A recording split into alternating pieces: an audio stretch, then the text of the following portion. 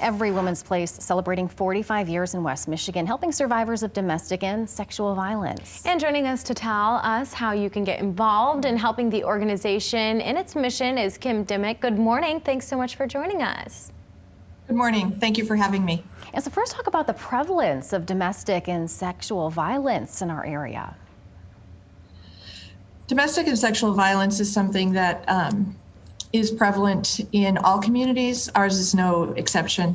1 in 4 women and 1 in 7 men 18 years and older will be the victim of severe physical violence in their lifetime.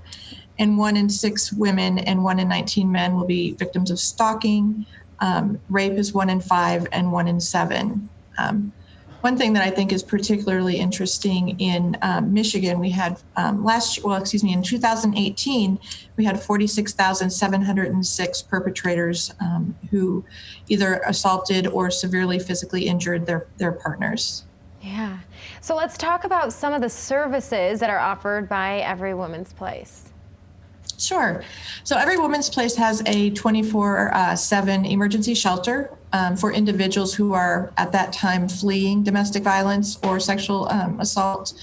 And then we have non-residential services that support those individuals.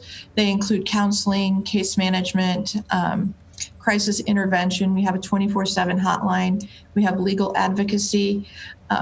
And so we try to, from the point of victimization, create an environment that provides them the services that they need to recover from their trauma. And you were mentioning earlier, men a part of the statistic too as becoming victims. Talk about the populations that you do serve and the people that you do see. Sure. Yes, definitely.